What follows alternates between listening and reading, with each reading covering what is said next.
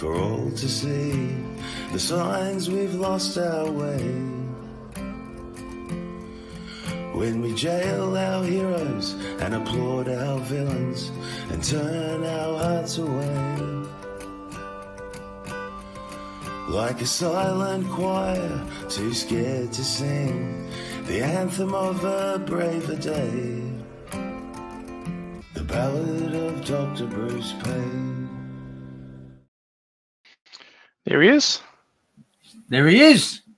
There's Dr. Bruce Paix. I realised I didn't have the intro on, so I had to start it a few seconds later because I didn't have the intro primed. But how about that? So you'd think after 78 shows I'd get it right, but that's show business, as they say. How you going, brother? Well, I don't know if the viewers know this, but we use this StreamYard platform, and it's quite good, but it's clunky in a number of ways. So not all of the sort of amateur errors we make, I think, are 100% our fault, because the interface of the platform is not particularly user-friendly. Yeah, no, man, I've got to be honest. That's just my stuff up. Accountability and transparency and all that sort of stuff.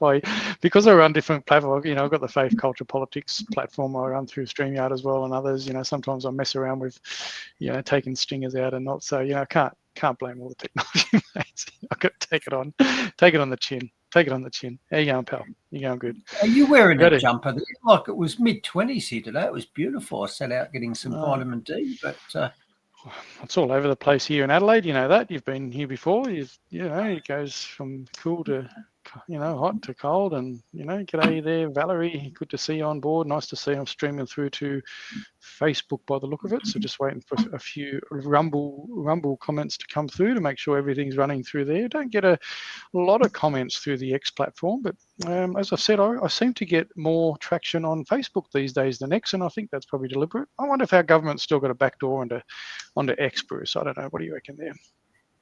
I am actually going to talk about whether we can trust government in one of my segments later, so I might defer that. Yeah, well, it seems to come up a lot, doesn't it? There seems to be a lot of lack there, and I think it's rightly so. And as we've talked about many times, law enforcement as well. I hate to sort of, I've got to say, look, there's probably a lot of good law enforcement people out there who I guess feel intimidated to speak out about what's happening within their services, whether it be AFP or normal police and that. And we don't want to tar everybody with the same brush, but definitely they have a long way, if ever, of coming back in regards to getting trust from a lot of the Australian people, and you have demonstrated a lot in our conversations in the past. So there you go. And isn't it a shame? You've got a big organisation, whether it's a police force or even chunk that all the way up to a government, a relatively small, corrupt, untrustworthy segment of that can actually trash the reputation of the entire organisation. Yep. Yeah. And look, it is really hard because, as a lot of people know, I worked in the disability sector before I got terminated, and I know through a lot of other government institutions and that, when I first started in that, I was very naive, thinking I could make a massive difference to all these people. And when I soon realised that there's an entrenchment of, managers and supervisors that used to work in the old disability sector 30, 40 years ago and used to do things a certain way and, don't like to change too much. And they end up having people that kind of relate to them in lower management and then workers. And what ends up happening is when you're a kind of conscientious guy that wants to do the whole person-centered active approach in disability care, you soon get weeded out as someone that could potentially be a troublemaker because, you don't want to upset people by getting them off their mobile phones after you've, rushed through, activities of daily living and park a person in their wheelchair in front of a TV and just sit on your phone for 12-hour shift and get paid for it. And so when you sort of talk out about those sorts of things, you kind of get moved along or moved to other houses or end up being almost a leper. So you either fight the system and end up getting burnt out, or you end up becoming part of the system. So, or you move on, and I left disability SA for that reason, and ended up working in private sector. So, I've seen it from the inside on certain aspects and other things, and my that story wouldn't be indifferent from any other sectors, whether it be health, whether it be police, whether it be AFP, whether it be government. And that's the sad thing about it. Unfortunately, the people that so-called whistleblowers end up being intimidated out of being able to speak up, and it's only the very brave sometimes that end up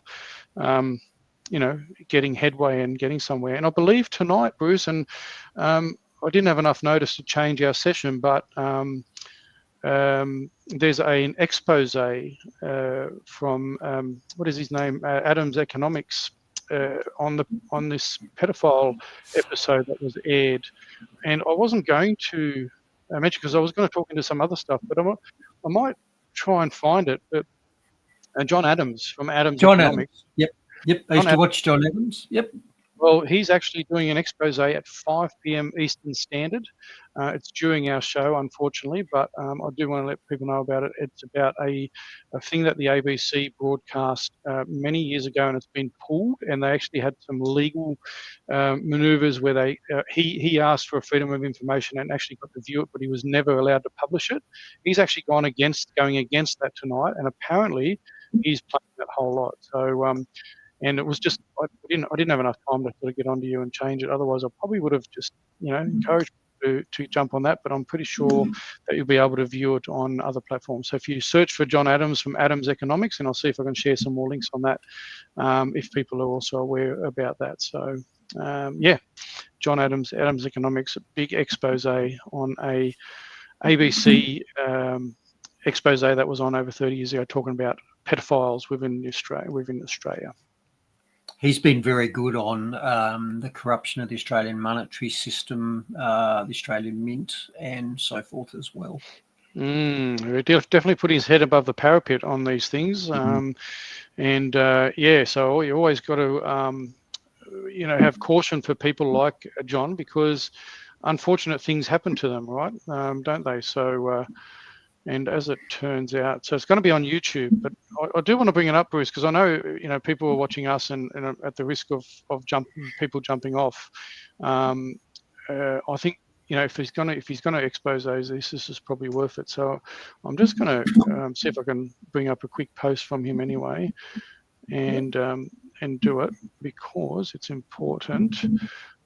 Share this tab, and I'm going to bring it up here. So this was his post on X. So after 50 years of lies and cover-ups, the hidden truth of the evil and corruption at ABC is finally revealed. Listen to the twisted, demented logic of sexual predators. The horrific damage they did thousands of children across Australia can never be repaired. So that's on YouTube Watch. So I'm just going to click that too, Bruce, while we're on here, because we've talked about child protection and stuff a lot, right? And I just want to be able to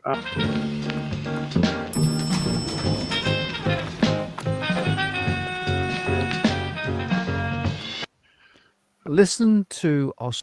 Yep. So anyway, that's there. You can go to the YouTube channel, listen to Australia's Dark Evil from 1975, in the interest of the people. In the interest of the people, yes. In the interest of the people, YouTube. And look, I wish I had thought about it a bit more and prepared a bit better for it, but I think it's important if it's definitely going to expose something. So he's putting himself on the chopping block as well, I'd imagine, like opening himself up to legal maneuvers there as well. So let's just pray for John, and hopefully nothing untoward happens to him, or he may need to set up a GoFundMe because he may have some legal stuff coming towards him. So again, I haven't seen what he's presenting.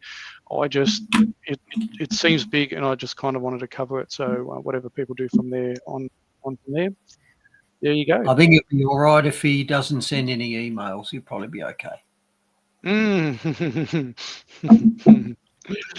Yes. Anyway, maybe I'll put a target on my back now for promoting it. But anyway, there you go. Anyway, what do we going to get the actual show on the road? Because you've got a bit of stuff to cover, and I just wanted to cover a couple of things that were shared with me during the week. Not a huge amount for me today. Not covering a lot, but. Just as a bit of an intro, I'm just going to share my screen here now. This is part of a pack that's put together by a group of people that are trying to raise awareness, right? So this is a PDF, and if people want to find out more, they can DM me, send me an email, whatever, and I'll send you information about it. It's a bit of a project around Australia. So part of that project is this letter. It's a notice of liability delivered to individuals at the World Health Organization. This is Dr. Tess Laurie, and this is 7th of May 2024. So it's part of an information pack for people, and so that letter covers that. Then there's also, to go along with that, there's obviously about people at vaccination clinics, about whether they actually there was full informed consent, and this was the literature that was put out. And the highlights on this one is, after the individual has been provided understandable, sufficient, appropriate and reliable information about the intervention, including the potential risks and benefits. So that was part of it. I cannot vaccinate without your informed consent. So that was part of the information pack that the government was putting out. And if a patient has not provided informed consent, you should not vaccinate them. So you can imagine, you can see where this is going. This is sort of talking to into vaccinators. We're talking about doctors, nurses, all this sort of stuff that they need to be. This is the sort of information to be aware of. And I can share all this stuff and more about it. But this is another big one, because they wanted to hide this for 75 years, didn't they, Bruce? So this was the massive pages. These is all the adverse events, as people would remember. This is massive. So cumulative analysis of post-authorization adverse event report for Pfizer, and their stacks. A lot of people that watch our shows have probably been made aware of this, but it is extensive and massive, right? And Pfizer wanted 75 years to suppress this information. So the Australian people have been hoodwinked, and our media is complicit in trying to hide this information. But when did you see ABC or 7, 9 and 10 talk about this list, Bruce? When did you? I don't know. I don't recall seeing it. But anyway, then obviously the great Russell Broadbent, who was doing a lot of work before he was ousted, he's had the letter to the Prime Minister. So this is all part of an information pack. And then obviously the AMPS has done amazing work. Administering of COVID vaccination is likely not an indemnified action. This is a notice of your obligations, rights and potential risks in there. And then obviously I shared the heck out of the witness statement, which is also this little thing's part of a little flyer for the witness statement. And there's a QR code where you can watch the 6-minute trailer and then the full documentary. So this is all part of an information pack, Bruce. But the reason I brought this up as this pack, because I wasn't aware about this next thing I'm bringing to you, because the people that have put these packs together have alerted me to this information. And I'm just going to share these tabs now. And if you can see this is the World Health Organization collaboration centers. This is a global database of collaboration centers, right? There's about 46 or something, maybe even more. And I got sent this to me the other day, and I wanted to focus on my state here in South Australia. And if people want to reach out again, I can send all these links. But this one in particular is that I brought up because I researched South Australia. So this is the WHO Collaboration Centre for Point of Care Testing. And this is Health Medical Research Building, Flinders University, Bedford. Mr. Mark Shepherd, CDU, is the director head of the WHO Collaborating Centre for Point of Care Testing. And now this was from this come about from the 30th of January 2017, redesignation in January 25, and it expires in January 2029. Now, the terms of reference is at WHO's request to support WHO's activities to promote and raise awareness of the clinical scope of POC testing applications across the human life course. At WHO's request to support WHO's activities on the design of an online education and training module on the clinical application and effectiveness of POC testing for targeted dissemination to countries. Upon WHO's request to support WHO's activities on the development, assessment and application of new diagnostic POC technologies that have broad application in areas of high clinical need and across the lifespan. Now, this isn't too sinister, but I kind of wanted to look into the POCT program. So this is what you can see here, Flinders University International Point of Care Testing, and it's the Aboriginal and Torres Strait Islander COVID-19 point of care testing program enables on-site testing for COVID-19 to occur in remote health services where laboratory-based pathology testing is limited, or where significant delay in time to results exist. So it's kind of around technology, point of care testing, and they're kind of working on those sorts of technologies. But again, this is all sort of filters back to the World Health Organization. So that doesn't seem too bad, this point of care testing, and you might have some thoughts, or the viewers might have some thoughts about anything that could be a bit nefarious about that part of it. But then the other program that come up on that list of 46 centres is the WHO Collaborating Centre on Advancing Health in All Policies Implementation is another one. So this one is Dr. Marina Boschel, and she is the director, of the head there, Public Health and Clinical System Division at the Department of Health and Wellbeing, SA Health. Terms of reference, so this one is from the 2nd of September 2019, reviewed 2nd of September 2023, and expiry 2nd of September 2027. At WHO's request, support WHO to strengthen the knowledge base on health in all policies approaches developed and used by Indigenous peoples. At WHO's request, provide technical input on critical success factors for collaborative practices regards evidence and data systems for operationalising health in all policies approaches. At WHO's request, provide technical input to strengthen local practice of health in all policies, including through alignment between actions for advancing the Sustainable Development Agenda, Bruce, alignment between actions for advancing the Sustainable Development Agenda and action on the social determinants of health and health equity. So that's that one. So that's still ongoing until 2027. And then we have just this last one I wanted to cover. This one is WHO Collaborating Centre for Mass Gatherings and Global Health Security. And Professor Paul Arben, the Disaster Research, Flinders University. Now, this one here was 22nd of April 2013. It was last designated on the 22nd of April 2021, but apparently it expired on the 22nd of April 2025. So I think this was more, and it seems really strange, it was more COVID-related, pandemic-related, but the designation was actually all the way back in 2013. But this one here is support WHO in carrying out research, translation, and inform WHO work on mass gatherings, emergencies, high visibility, high consequence events, and health protection preparedness. Upon WHO's request, develop and apply scientific knowledge as well as provide operational, clinical, epidemiological, and event management support on mass gathering and global health security. Upon WHO's request, assist capacity building and inform WHO's work by identifying best scientific evidence, shared experiences, key publications, guidelines in mass gathering and global health security. Assist WHO by identifying suitable evidence and providing advice to inform WHO on identification, prevention, and response to disinformation, and infodemics concerning actual and perceived threats to global health security. Under WHO's leadership, support global health security activities and capacity building for bio and health security planning, and inform WHO's work in assisting member states in complying with the international health regulations and reducing global threat, especially in relation to the deliberate use of biological agents. Now, Bruce, why do you think they may not be concerned that this is now expired in 2025? Well, I can tell you, Bruce, because and I covered this before in other podcasts, we've been covering the international health regulations, and James Rodrusky is doing some amazing work on that, and covered the World Health Organization pandemic treaties that our government's involved in. And as we know, Bruce, here in South Australia, our government's probably not stressed about it anymore because they've put our pandemic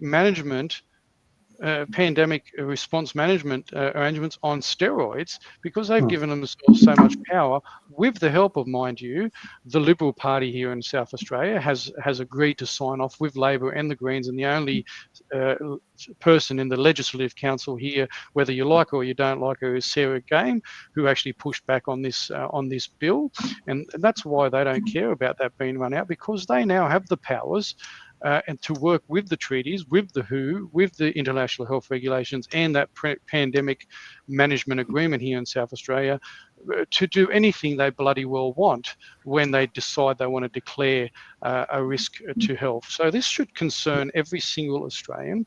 And can I just reiterate and give myself a little bit of a plug here is one of the reasons, Bruce, why I'm putting my head above the parapet and actually looking to run for the Legislative Council here in South Australia in the state election. And once I've got all my nominations, so looking over 300, I intend to go on a 5-month campaign, and I'm going to push these points home really hard because they are coming for us again. And I don't care what people call me, want to call me a cooker, want to call me whatever. These people are looking to control us into the ground, and I'm not going to put up with it. I'm not going to stand for it. So if you're in South Australia and you feel like that you want to support an independent candidate that isn't beholden to any party, that isn't beholden to any lobby groups, that isn't beholden to anybody, then I recommend, if you'd like, reach out. You can nominate me, get me registered. Once I'm registered, I'll be hitting these things hard. And that's my rant over and done with Master Paix. And interesting to see how far back some of those things have been put in place. Yeah, 2013, and they're talking about misinformation, disinformation, mass gatherings. Yep. And they're coming for it again, mate. Why else would they give themselves that many powers? They don't want to use the powers. Yep. Why do you want to? Don't drop your guard, people. Don't drop your guard. They want to continue, the Premier of this state wants to continue labelling people that are concerned about government overreach as far-right cookers. They want to label Conservatives or Christians as far-right extremists. It's time to stand up, and it's time to start back. It's time to stop being cosy. It's time to take these people head on and push back on them. Just say no. Roger. Just say no. Your turn, mate. Your turn. Righto.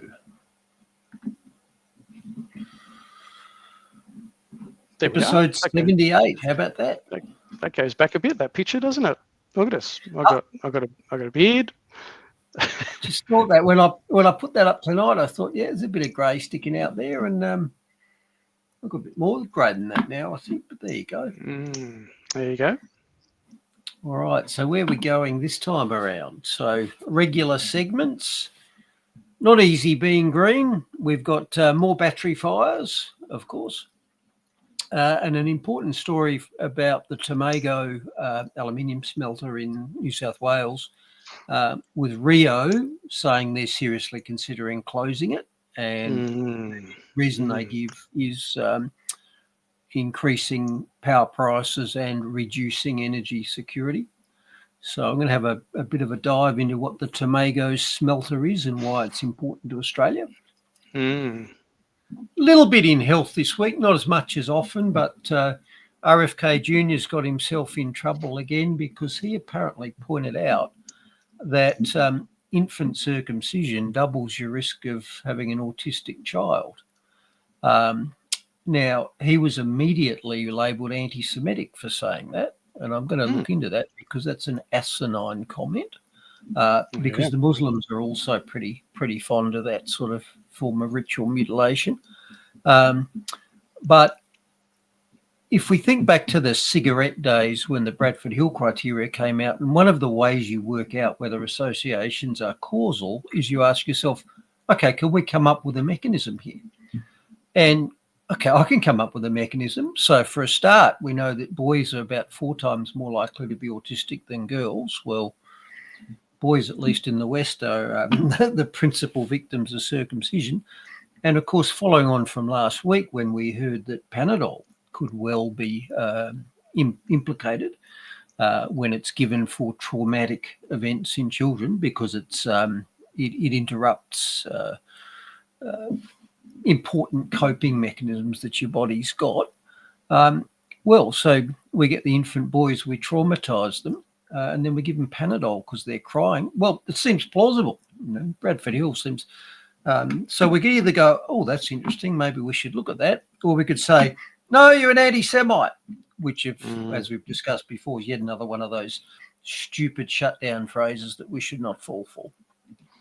Well, I was quite surprised, Bruce, that I didn't get called anti-Semitic for calling out the Jewish Climate Network for telling us that we're, talking about mis and disinformation when we're discussing climate change on this show, Bruce. So, but anyway, maybe it's still coming. Well, that's a bit disappointing. Isn't anybody listening?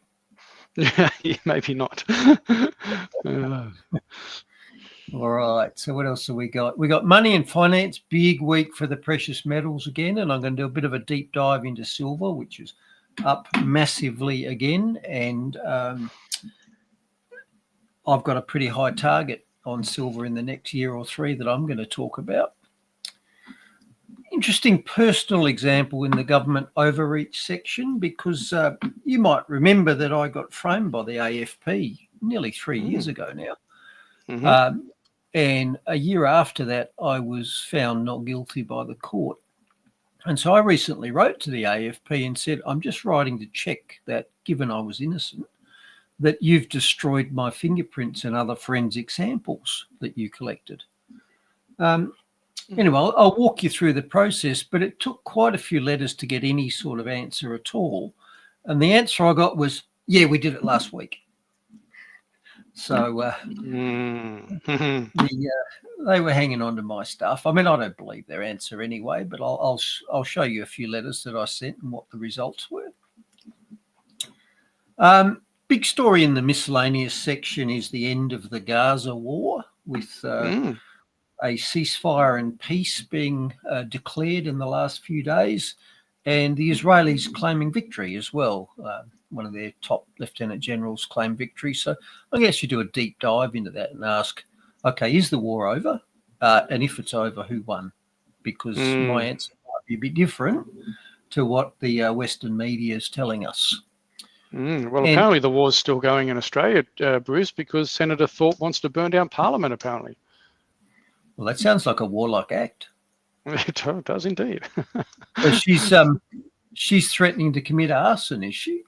Well, that's what it sounded like, and she reckoned it was hyperbolic, but anyway. What, Lydia Thorpe, hyperbolic? I think the only safe way to determine that is to arrest her and put her before a jury and see whether people agree that reasonable public standards were met or not. Yeah. Yep. Pro tip, nothing will happen. No, of course not. Unless now, it was someone, or someone like Senator Canavan or Jacinta Price or someone like that, one of those far right extremist kind of politicians, those ones, Well, imagine if I threatened to burn down Josh Teague's office. Oh my gosh, smaller event, but I can guarantee you I'd be in jail. Oh, exactly right. Have more than police coming around to check your firearms, Bruce, and writing him letters and telling him you're going to fly the flag upside down in front of his office. I mean, they'd probably be searching my premises for matches. Oh dear. And finally, in a final episode of the Climate Change is Causing file, climate change is causing Alzheimer's in dolphins now. So we'll have a bit of a look at that. Well, swimming too close to the desalination plant in South Australia, are they, mate? Oh no, we can't say that because it's climate change. It's not the desal plant. Oh, even though the reports showed that there could be an indication of algae blooms as a result of the outflow from the desal plant, but we can't mention those things because it's climate change, Bruce. It's for the greater good, Mark. Yeah. For the greater good. But I'm actually going to start with this story, and I was torn between giving you a gazump strike and throwing to you on this, because I was going to ask you for people who don't know, just to let them know a little bit of your experience in the fostering sector, because this family in America have apparently been stripped of their license. Would you believe it? They had a license to foster children. And in an update to their license, they were asked to agree to some new conditions, which included all the usual woke agenda and supporting whatever gender their child said they were that week, etc., etc. And this couple, who, by the way, had fostered 8 children prior to that, said, well, we're Christian and there's certain things that we can't agree to there, but, we've got a good record. Is this really necessary? And they said, oh, license pulled. So, yep, proving that you can successfully raise 8 foster children is not sufficient if you refuse to sign up to the new woke rules. And I know you suffered a good deal from trying to protect your foster children from state-sanctioned agendas these recent few years, didn't you? Yeah. When they tried to make them have the medical procedures that were going around, and they because our South Australian government recommended them for children on the advice of all the cabinets that met in secrecy, the state cabinet and all that. But I was lucky. Unfortunately, obviously for a lot of kids in care, they were bribed and coerced with $250 vouchers to take said medical procedures, as well as I heard stories of the Aboriginal community having the same. They were given money. So, but luckily, mine wasn't. I had some good help from, Tony Nikolic was involved, Julian Gillespie and Katie Ashby-Coppin, some really great people. Obviously big shout out to Mel Dory from AVN as well. And so they ended up leaving us alone. But the very last letter, they said we were going to take them to the doctor's surgery themselves. And I said, well, that's great. I'm going to film the whole interaction, and I'm going to see about whether the doctor will give full informed consent and go through all the risks associated. And I'll film the whole lot and see how we go. And that was the last of the letters. Yeah, filming people committing crimes is really quite a deterrent, isn't it? Which, by the way, is one of the reasons why the police body cameras seem to fail so often. Yeah. So show's been hidden on MGG. Oh, that's a bit strange. I wonder whether I've programmed that wrong, guys. I'm just not sure whether cafe locked out is if I've not programmed it right. That seems a bit strange. And I'm getting some comments as well, Bruce, of people saying something about audio. So can people on different platforms maybe let us know if it's if they're all experiencing some audio issues, or what might be happening there? Just wouldn't mind making sure that we're all good to go. Yeah, and I'm hearing you okay. No blockiness or jumpiness from me to you, at least. So I'm just wondering, so people can chuck some comments in. That'd be good. Yep, that'd be helpful, wouldn't it? Yeah, audio's okay on Facebook. Yeah, okay, so Facebook. So it seems to be fine on Rumble as well. So Mia, are you on Clo or mine or South Australian Focus? If you guys can just let us know whether you're on the Clo or the SA and Focus ones, and see, because just want to make sure it's a good experience for everybody. But anyway, we might just get along. Good on Rumble. Seems like it's good on Rumble all around. So maybe it's just an individual thing for people. Maybe maybe it's just bad internet on your end, whoever put that comment in about sound. So okay, there we go. Seems to be going amazing right. How often we get technical issues, isn't it? Yeah, funny about that. Maybe they didn't like my rant. Maybe they didn't like my rant at the beginning. Maybe Mally's putting a word in and saying, look, we can't have this guy having too much of a platform. Yeah, you dangerous person, you. Dangerous person I am. All right, so moving on with some regular segments, the not easy being green segment, and as I said, another week, another battery fire. This time it was in a domestic dwelling in Melbourne, where a lithium battery that was on charge in a garage overheated, caused a fire, destroyed the garage and 4 cars that were in it, and seriously damaged the house as well.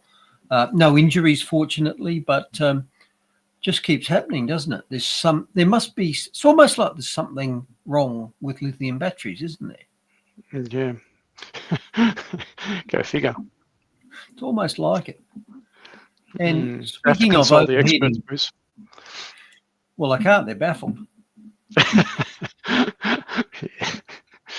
Now, speaking of overheating batteries, apparently that's a problem for Queensland Police as well, because they've discovered that their new RAV4 hybrids, which they're issuing to various members of their police force, can overheat if they're driven hard. Not something that anyone could have predicted might happen with a police car, of course. But under these overheating conditions, the vehicles can go into limp mode or actually shut down. So the officers who are driving these hybrid RAV4 police vehicles have been told that they may have to pull over and let them cool off if they overheat in the course of their use. And obviously that's more likely to happen on a priority one tasking than any other time. So wonder how well they tested the suitability of these cars before they decided to roll them out in the fleet. This comment from Gail has got a friend has a Toyota RAV4 hybrid, has a nickel battery. Is that a problem too? I'm not a battery expert, but it seems to me that lithium-ion batteries seem to be the biggest culprits for overheating and fires. Lithium-ion? I think it's lithium-ion. Yeah. So I don't know the answer for that one. We can look into it another time. So, and the risk of gazumping you, Bruce, and if a police car like that, are we talking about bigger vehicles as well? Because we did have on other shows the electric fire truck. So I'm just thinking, if you're putting this thing under pressure and it's overheating, what's going to happen to an electric fire truck, Bruce? Well, unfortunately, electric fire truck won't be carrying enough water to even put itself out. No, that's right. Have to drive it into a dam on a property or something, mate. And we could segue, of course, and that I think the need for high-speed police chases is much reduced over what it used to be. And the Americans in particular seem extremely fond of chasing criminals at 140 miles an hour and then pit manoeuvring them and causing them to crash. When our governments now have so much surveillance technology, I think in a lot of cases it would be safer for us, the public, if they didn't engage in chases and instead used aerial surveillance or other forms. So that's a side issue. But this is another example. Why did the Queensland Police elect for hybrid RAV4s when Chesterton's Fence said, well, we weren't using these before, why are we changing to something new? And the answer, of course, is political. So it's getting increasingly difficult to buy any Toyota vehicle that's not at least a mild hybrid. That's one thing. And, of course, governments are going to have targets for electric vehicles, and the police were probably forced to do this, even though it really isn't suitable for their needs. Their needs included new things like a 50% EV mandate, for example. So they changed the specifications for the vehicles to include things that are nothing to do with policing for political reasons. It's like quotas, isn't it, Bruce? Oh, it's a quota. It's a quota. So, all right. Now, second thing I want to talk about in the Not Easy Being Green segment is Rio's Tomago aluminium smelter, because during the week, Rio's come out and said that they're looking at closing down the Tomago energy aluminium smelter because the increasing price of energy and the increasing difficulty with electricity supply is impinging on them severely. So let's talk about that a bit. Why should we care? Who cares if Tomago aluminium smelter shuts down? Well, why should we care is because that's Tomago there. That's Australia's largest aluminium smelter. And look where it's located. It's in the Hunter Valley. In other words, it's in the middle of coal country. And there's a reason that it's in the middle of coal country. And that's because aluminium smelting uses an enormous amount of electricity. Always has. It's in the industry, it's called congealed electricity. That's how they refer to aluminium.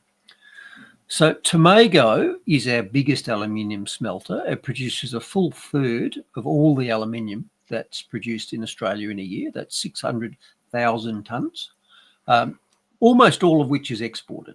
So that smelter's earning us billions of dollars of export income a year. And Rio's said we can't keep operating it because of energy policy. we're seriously going to have to look at decommissioning it. Wow. And the reason is because when you've got a industrial enterprise like that is extremely energy dependent, you can't power it with unreliable and intermittent power, which is what we are doing, of course. So that single smelter in Tomago consumes a full 10% of New South Wales electricity production. Can you believe that? Wow. 10% of the state's electricity generation goes into running that smelter. So it's very electricity hungry. And if you've got a grid that is increasingly expensive and unreliable, not only can't you do it, but let's say you're trying to run your smelter and you're in the middle of a smelting process and you've got these vast crucibles with hundreds, thousands of tons of liquid metal in them, and the power goes off. What happens to all that? It solidifies. Now, it may not be as simple as just turning the power on later and it sort of liquefies again. It might be halfway down a pipe. Who knows? So it's not only impractical to run that sort of industrial facility, it's actually dangerous. And Rio's basically saying, we just can't keep doing this. Yeah. It almost seems like by design, doesn't it? The industrialisation, that'll cut our carbon dioxide footprint, won't it? Hey, you know what? New South Wales could cut their carbons by 10% just by closing one smelter. Let's do it, mate. Let's do it. Yeah. Now, Rio can see the writing on the wall. The reason they're looking at this is because of New South Wales government energy policy, and that's not in a vacuum. That's driven federally. So New South Wales wants to have 70% of its electricity coming from renewable sources within less than 10 years. And it wants all of it within 25 years. So by 2050, it wants the entire state to be run off windmills and solar plants. So Rio's looked at that and said, it's not viable. We just cannot run this industry with that sort of energy footprint. And Tomago's been running, as far as I know, for 40 years. What's changed? Well, government policy's changed. Our wise rulers have said, you can't keep doing what you were doing. We've got a great new idea for you. And if we want an example of how viable green smelting of any sort is, we've already got one, because we've got Australia's own crash test dummy renewable state, South Australia. They've already tried this. Because in 2023, they had the bright idea that Whyalla Steel could go green as well. And so the South Australian government proudly announced in 2023 that they were going to invest $50 million of our money into green steel making at Whyalla. So that's 2 years ago. Any idea what happened? Yeah. The cost of electricity, Bruce, isn't it? Cost of going green. Well, it went belly up like most renewables project. It was a failure. So 2 years later, this is the story. That $50 million investment had grown to a $2 billion demand to make it work. So in other words, their investment of $50 million needed to turn into $2,000 million only 2 years later. And even by green project standards, that is a spectacular multiplier for projects. And of course, hasn't worked anyway. So hasn't been done, and the costs have blown out enormously. And that's iron production, which is less energy intensive per unit than electricity is. And all of this is being driven by government policy. You know, go back 50 or 80 years, Australia suffered the tyranny of distance. We were the other side of the world from most of our markets. So we had huge transport costs for anything we wanted to sell to the world, but we could afford to do it because we had cheap power, cheap resources and cheap power. That was our advantage that offset our geographic disadvantage. But our governments have chosen to torpedo our one advantage, the cheap power advantage. And if that can destroy an aluminium industry, which, by the way, is the 11th most valuable export industry in the country, let's just read through the 10 industries that are above that in terms of value to Australia. So we've got iron ore, that's number 1, coal's number 2, oil and gas number 3, LNG number 4, gold number 5, meat and grains 6 and 7, other metals, copper, silver, lead, etc. at 8, copper mining at 9, and at 10, battery material. I don't know what that is. But let's say 9 of our top 10 and 10 of our top 11 export earners are all highly energy intensive export industries. And if number 11, if aluminium smelting is already looking at falling over, then all of these things are at risk as well. So our government's energy policy is looking like utterly destroying our international earnings, because it's going to affect at least our top 11 industries severely and take away the advantage. And I've shown you this chart before, but it bears repeating because there is a straight line relationship between how much energy your country consumes and how wealthy it is. And there's a reason for that, because you consume energy to make stuff. So if we can't do that anymore, we can't make stuff, and stuff is wealth. So as this graph shows, if we drop our energy consumption, we will drop our wealth. There are no low energy rich countries, full stop, no exceptions, 0. So government policy is going to make us poorer. It cannot do anything but. And Tomago shutting down is just the first and most obvious example of that. Yeah, 100%. And as Jason mentioned in the comments too, something about copper. So apparently that's the Mount Isa copper smelter in Queensland was facing potential closure after its underground copper mine ceased production in July 2025. So they're already starting to, feel it in many industries. And Gail mentioned a manufacturer in Tassie, but looks like they've been bought out in 25. The mill produces newsprint and other paper grades, but was sold in 2025. It was originally established in 1941 and is now the only newsprint mill left in Australia. So, these a lot of these smelters, like, all of these things would be very, energy hungry. And if we're, stuffing around with our energy supplies, well, it's going to affect all those businesses. Yeah, we're basically going to destroy everything that made Australia the wealthy country that it is. Yep. We're destroying everything. And I'll go so far as to say that South Australia actually sabotaged our energy security by blowing up the coal-fired power station that we had here. And I won't pull back from that, because I believe they actually have destroyed it. And you can see that in our prices are the highest. It's intermittent power, getting it from other states and all this sort of stuff. It is absolute sabotage, energy security sabotage. Well, I've got a bit of good news later on, because I've got a story later on which says that by 2050, electricity prices are going to halve. What happens between now and 2050, mate? We're all going to be bloody, I don't know, where are we going to be there, mate?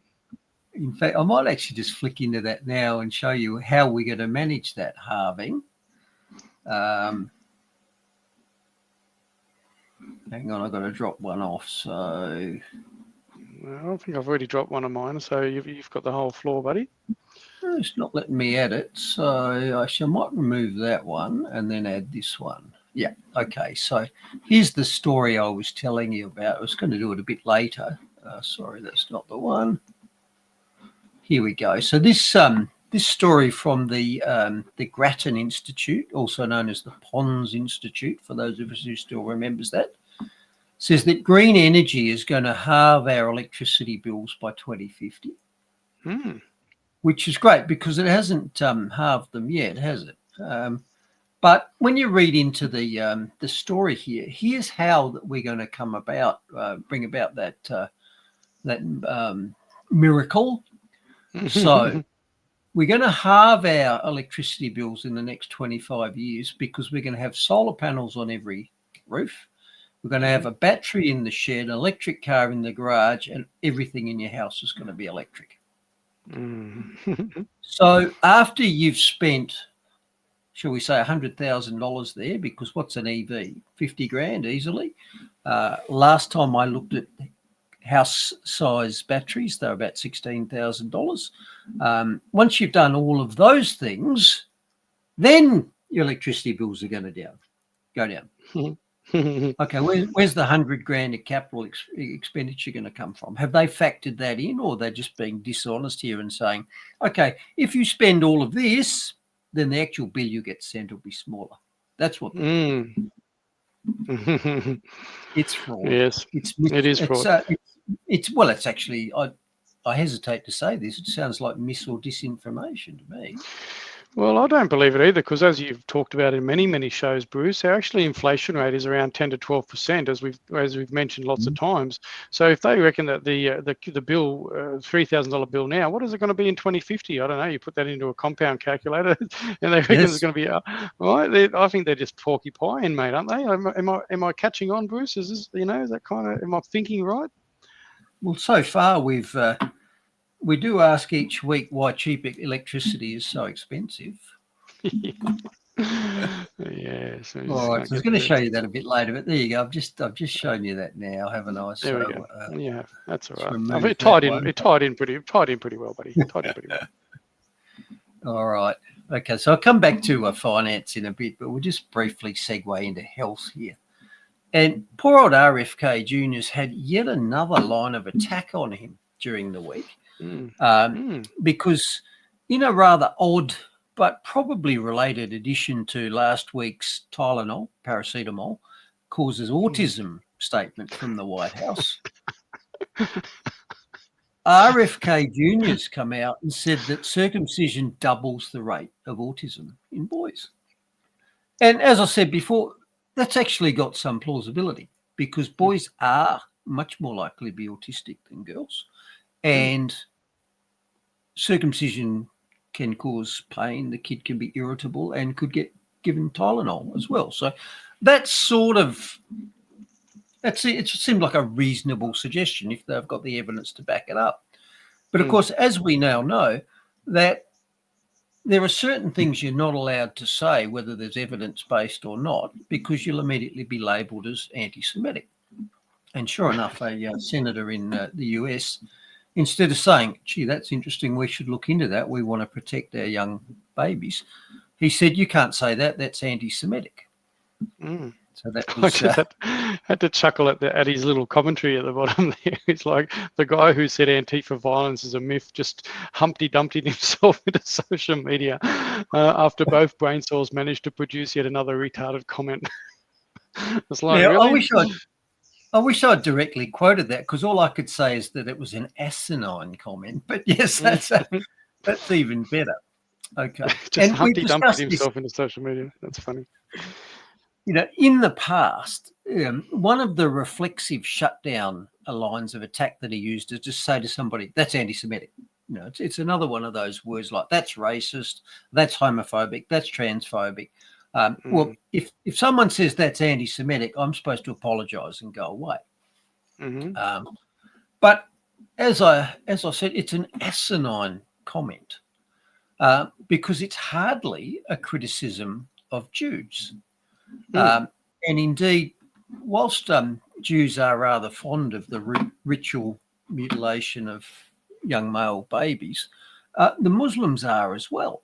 And Muslims outnumber Jews hundreds to one on earth. I don't know what the exact number is, but many, many, many to one.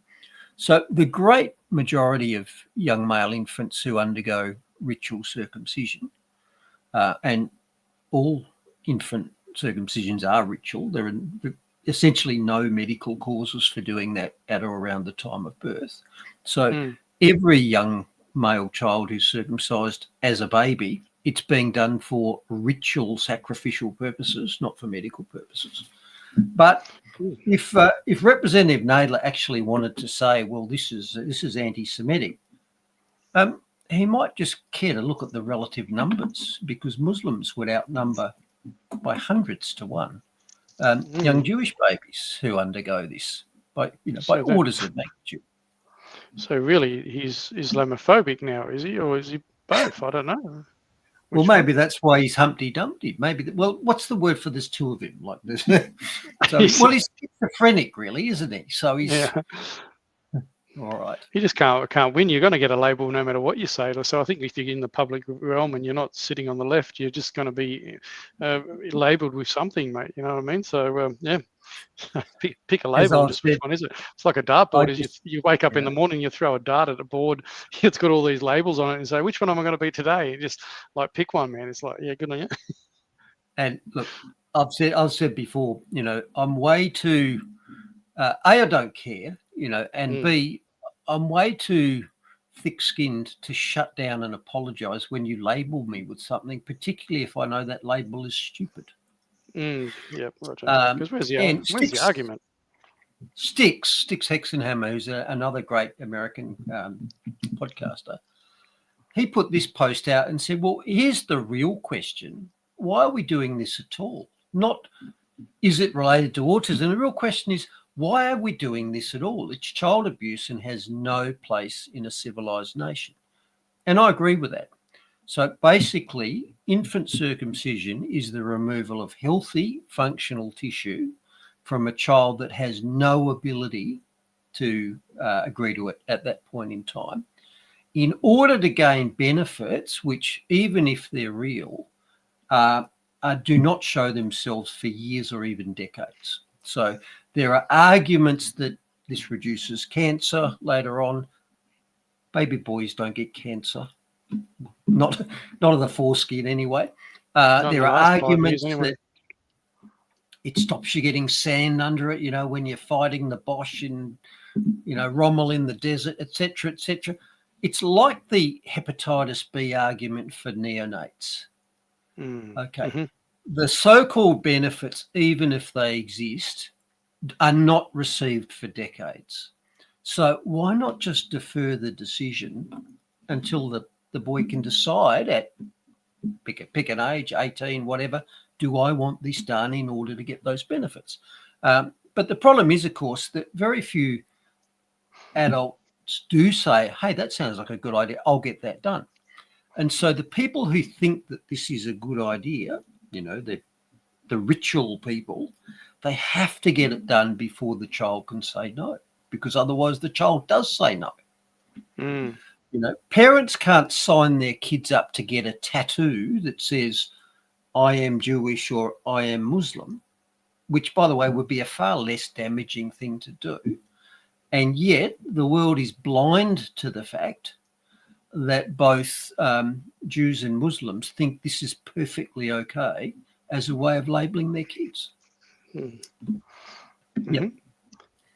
It's in the same light as genital mutilation in sort of African nations, and that for girls and that as well. It's in the same light, isn't it?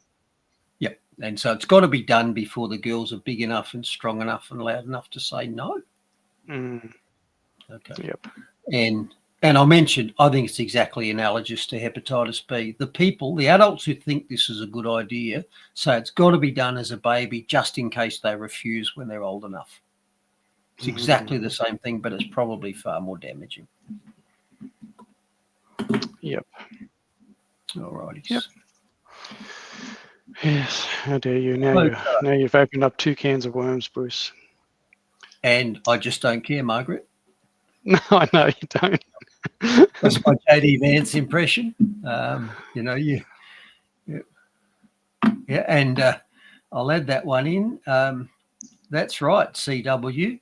You're right. As part of hardcore traditional Jewish circumcision, yes, they chop your foreskin off, and then a Moel is a rabbi who performs this, actually sucks blood out of the wound. Does that sound like a medical procedure, or does it sound like a religious ritual, sacrificial ritual? Just doesn't sound right to me, but anyway, there you go. So, Takes all sorts. So this is appalling. It is infant mutilation, and that's what we should really be talking about, not whether it increases your autism risk. Why the hell are we doing this at all? Why are people blind about this? Anyway, enough said. Well, it's really interesting you mentioned that, just on that point though, right? Because I attended an event, Church and State here in Adelaide on Saturday, and there was a lady speaking, Katie Faust, was talking about the whole idea that you need to put the kids first, right, rather than adults, the needs and wants of the adults. And it was in the context of having two male like partners who then get surrogacy of children. Are we really putting the child first, or the needs of the adult that that wants that, right? So we're surrogating a child to have for the benefit of two guys or whatever, and in some circumstances even three or whatever. So we need to get back to thinking about what's best for the children, not adults. And that flows onto that story we had from America, where you've got a foster family who's raised 8 foster kids, but they're suddenly out of the program. I bet you the 2 gay guys who are getting the foster kid instead of the poodle, I bet they're still in the program. Yep. It's a shame. It's a damn shame. Yeah. Okay. Right. So where are we? Money and finance. Big week for precious metals again this week, and it has been for weeks. Although it was a rough ride for Bitcoin. Not that should worry you, because Bitcoin is a volatile asset that can buck you off. But gold was up 5% on the week, and that's a huge move. Silver was up 9% on the week, and Bitcoin was down a bit over 4% on the week as well. So looking at those, gold in fact reached an all-time record price in US dollars, $4,000 for the first time ever. That's a bit over 6,000 Australian dollars, and in fact was 6,200 today. And silver's been going even higher, because silver reached an all-time high, which in fact had existed since 1980. So the last time silver reached that level, 50 US dollars, was in 1980. And can you think of any commodities that you can buy now for a 1980 price? Would you like to be able to buy a car for a 1980 price, or petrol for a 1980 price? Yep. So that is just astonishing. So, and silver, by the way, has just watching some of the comments there. And you know what? We should come back and do a circumcision show at some stage, because I'm actually published on this topic. I published as an anaesthetist and said it was a barbaric practice with inadequate anaesthesia. So again, I'm not just giving you a made up opinion here. I've actually got some research papers on this in the past as well.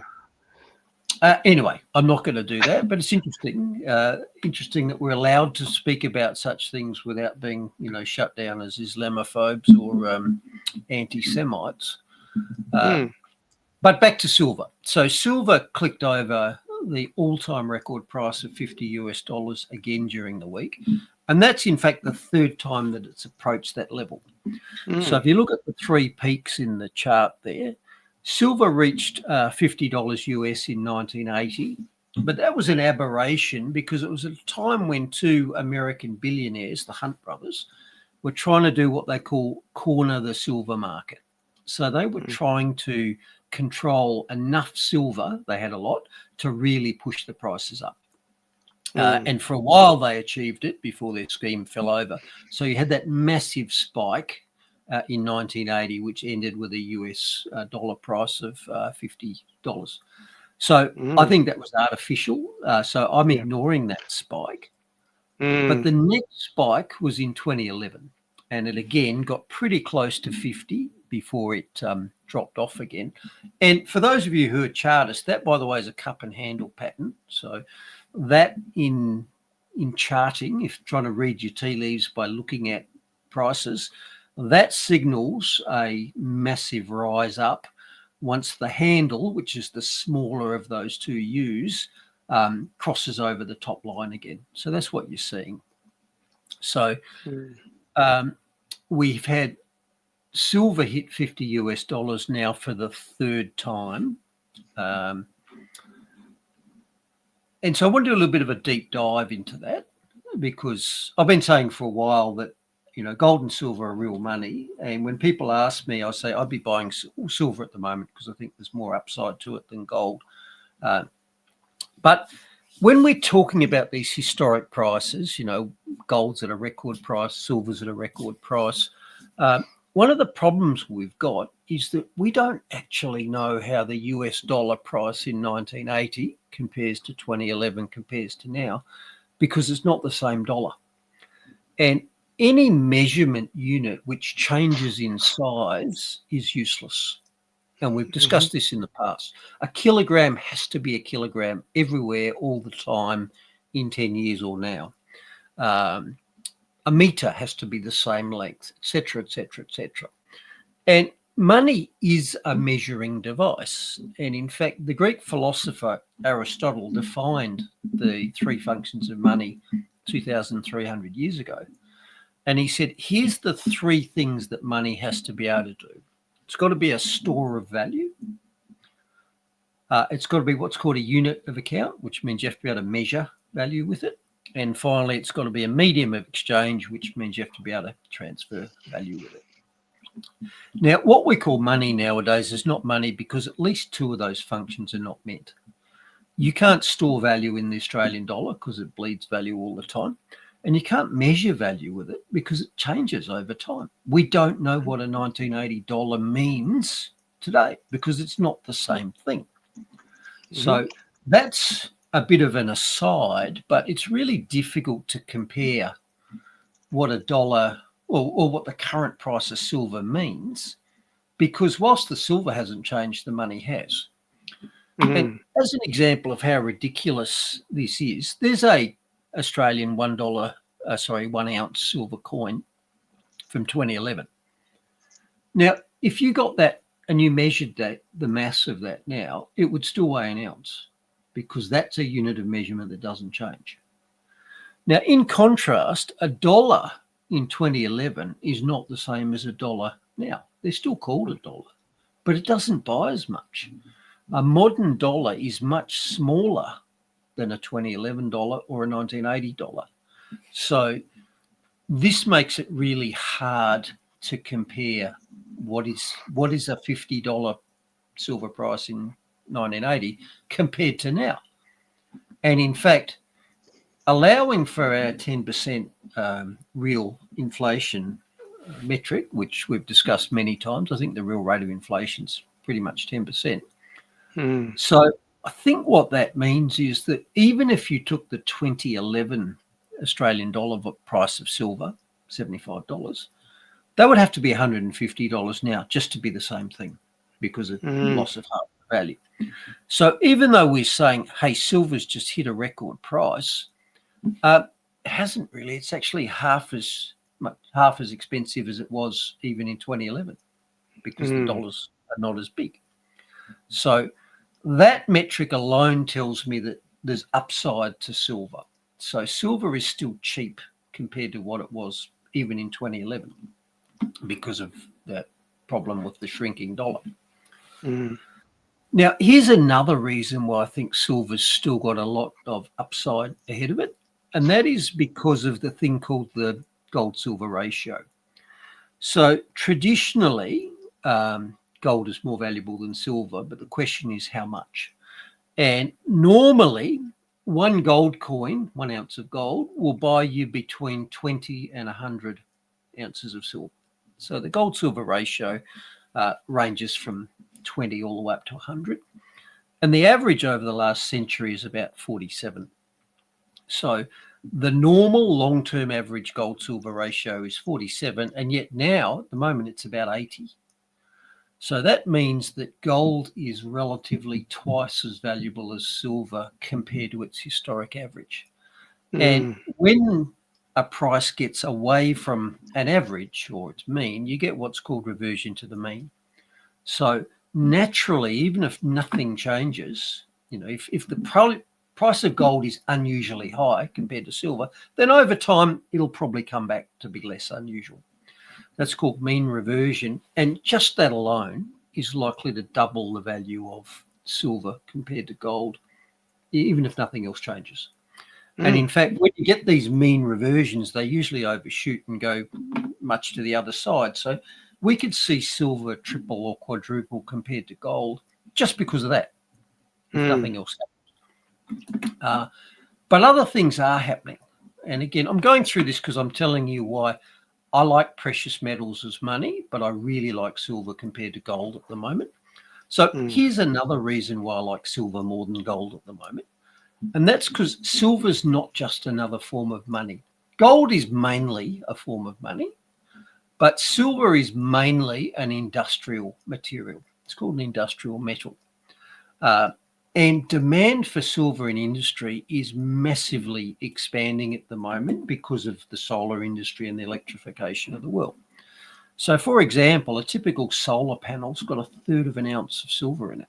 So 1/3 of a coin. So those 3 panels, that's a ounce of silver sitting there. And when you drive past those massive continent scale solar factories that we have out in Australia, just imagine the amount of silver that's gone into those panels. It's a huge new demand. Same electric cars. Remember, we're all going electric in the next 10, 20, 30 years. Well, again, because of the electronics and connections and so forth in electric cars, they've all got silver in them, maybe only an ounce or 2, but it's new. It's more than there is in my diesel D-Max. So that's a demand as well. But here's a couple of really big and expanding ones. Did you know that the average air defense missile's got 1 kilo or 2 of silver in it? Wow. So if you remember all of those images we got from Israel when the Iranians were looping hypersonic missiles into Tel Aviv and Jerusalem, and the Israelis were sending up 3, 6, 10 air defense missiles at each one, and the Iranians put 1,000 or more in. Each one of those missiles has got 1 kilo or 2 of silver in it. Wow. And a lot of that is in the batteries because there is a form of battery that uses silver and it's very energy dense. So when you're making something which is very expensive, like a missile, might be millions of dollars, you're prepared to put 1 kilo of silver into it to get a lighter, better performing battery. So the modern warfare is good for silver, is what I'm saying, and especially now. And you think of all the missiles and drones that we've seen streaking across skies in Ukraine and Israel, this is all a relatively new demand for silver. And drones as well. If you think one of the big things that's come out of the Ukraine war is the massively expanded use of quadcopters and small drones. And they can have a few ounces of silver in them as well. And I looked up the numbers. Do you know how many drones and quadcopters are being used in the Russia-Ukrainian war at the moment? No. Well, he wouldn't have a clue. How many? Wow. Millions. They are using millions of these. So millions of them at maybe a few ounces in each. Again, this is a massive new demand for silver. And where is that one? After the war, we need to go and collect the silver. Great point there, Stifler's mum. And I loved you in that movie, by the way. Was that American Pie? I think it was, wasn't it? Yeah. The difference between gold and silver is that most of the gold that's ever been mined on Earth still exists in some form or other because it's not destroyed in its use. It's turned into jewelry, it's turned into coins, it's turned into bars, and maybe you'll melt them down and use it for something else, but you're not blowing it up by and large. Silver is very different. If you put 1 kilo of silver in an air defense missile and you blow it up at 40,000 feet, you ain't collecting that silver back again. That's coming back to Earth as granules. Okay, so silver is getting consumed all the time. Another reason why demand is high because you really, in a lot of its use, is not recyclable. Okay. Interesting. Here's Gail another. was saying just like moonlighting for silver, like they did with copper pipes disappearing. Like yeah, good luck with that, Gail. Or you can legging it down the street with a solar panel on your back. I think you'd be doing a civic duty there, Gail. Yeah. I know people used to. My brother he's an electrician and used to work for a company in Sydney, and they did hot water systems and that, and they used to strip those from, take all the copper out of the hot water systems and that as well, and make a little bit of money on the side. Yep. Well, there we go. They destroyed Stifler's mum's theory. There you go. Sorry about that. Stick to acting, I suppose. All right. Now, here's something else I wasn't aware of, and that was a great comment. How much is going to be in robots? I don't know, but presumably a lot. Have you got any idea how much is in satellites? It's actually a lot. Wow, so 6 to 18 kilos. Holy dooly. 6 to 18 kilos per satellite. And do you know how many satellites Musk has put into orbit for Starlink? Oh, it's thousands, isn't there? Thousands, hundreds of thousands. 8,500 is the current, and the network is looking to expand to 40,000. So again, this is a massive new demand for silver. So now these are all reasons why I think silver is going to outperform gold. And gold is spectacular at the moment, but silver is just okay. So there you go. You got that. Interesting. Yeah, very, very interesting. And remember, as always, we're not. Bruce is not giving financial advice. Always do your own due diligence. He's just providing data and statistics. No, and I say at the outfront, I have no idea what I'm talking about. Anything I say here is almost certainly wrong. So do not do or regard anything I say in any sphere as likely to be correct, because I'm wrong about everything, and I've been told that by the experts many times. Yes, in particular, a Vaxophile that we know, but anyway. Oh, I wonder what his view on silver is. Maybe he doesn't care. He's maybe just one-eyed. He's focused on one thing. Silver has medical uses too, but let's not go there.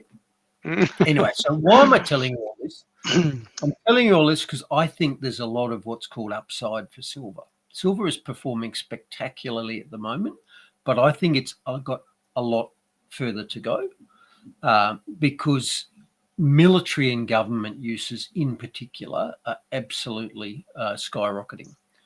But here's the thing, governments are going to want that for themselves. Elon Musk is going to want it for himself. Raytheon, Boeing, they don't want you learning that silver is valuable because they need it. So what I would expect to happen in the future is what we call FUD stories. FUD is fear, uncertainty, and doubt.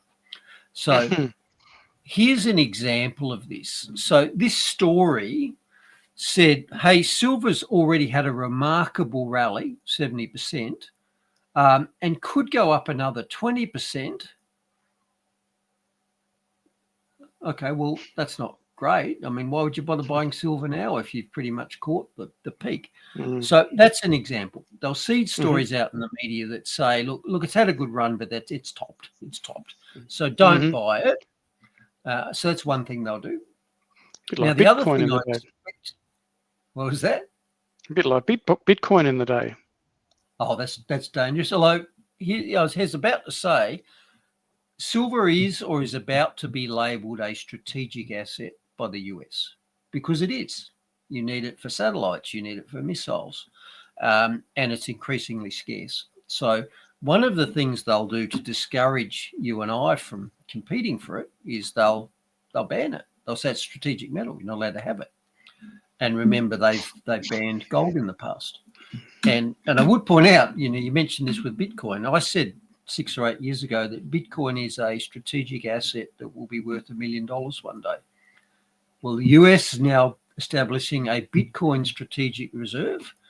And when I said that, the price of Bitcoin was in the $1,000 range.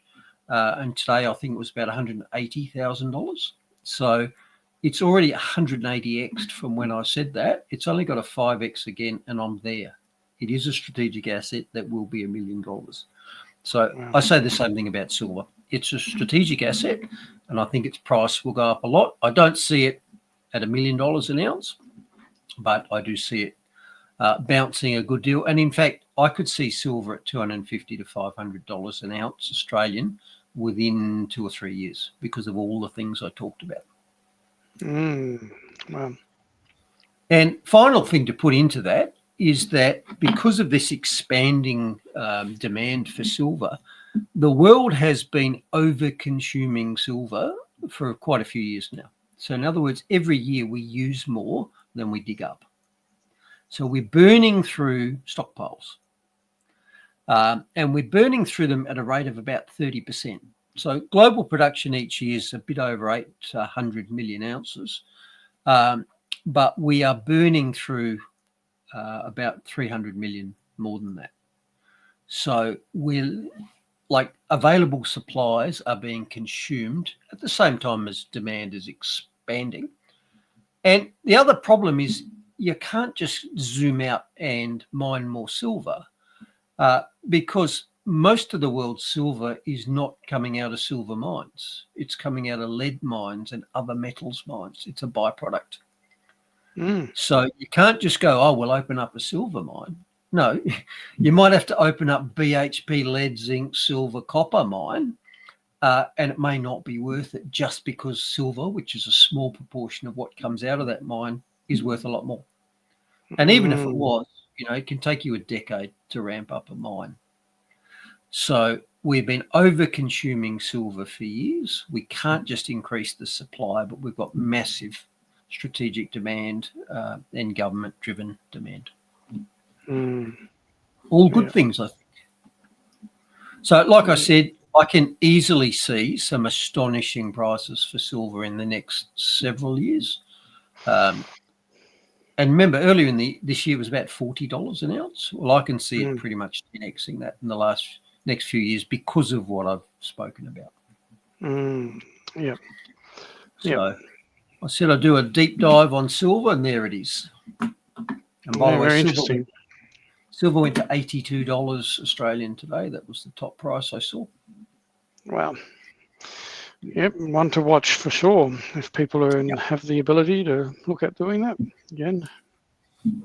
All right. So another quickie from the finance section. So this is another one of the real inflation is not 2 to 3% file. And this story says that rental prices are up 44% in 5 years in Australian capital cities. Well, that's pretty much all of our big cities, isn't it? So again, if you plug 44% over 5 years into a compound interest calculator, that's a 7.3% annual compounding return over 5 years. So isn't it interesting how we never plug a number into one of these interest calculators and get 2 to 3%? We always get closer to 10%. And again, I don't cherry pick these. This was just a story that came out. I thought, oh, plug those numbers into a calculator, 7.3%. Yep, the government, their finance and all they're doing is just spooking BS, trying to, say 2 to 3%. It's all BS. It's all a lie, isn't it? Yes, they're good at that. Now, quickly back to this story, but I said there is good news because your power bills are going to halve by 2050 because of the increasing electrification, wind and solar. That's, of course, not including the fact that you might have to spend $100,000 on batteries, electric vehicles and so forth. But after you've done that, your power bill will go down. How do we know that your power bill will go down? Well, because we model. Yeah, they're good old modelling. Good old modelling. Love it. Like saving a million lives, isn't it? Like, is it some sort of product recently that's supposed to have saved 1 million lives? You name it. I mean, modelers, I must admit, modelers were actually looking for work because they'd been proven to be not very useful in terms of COVID. They've proven to be not very useful in terms of climate. So here we are. They're turning their skills to electricity prices, apparently. Good to see that they're not out of work, isn't it? Well, they're working to put us out of work. All right, here's a regular segment, the They's Coming for Your Super segment. So here's the latest addition to this. The ABC had this helpful story where the government was advising people what they can do to avoid the loss of their retirement savings. Now, I didn't watch this because I don't watch the ABC, but I had a few ideas of my own. So if the government really wants to avoid us losing value from our super accounts, how about one, they stop pinching 15% of it as a contributions tax.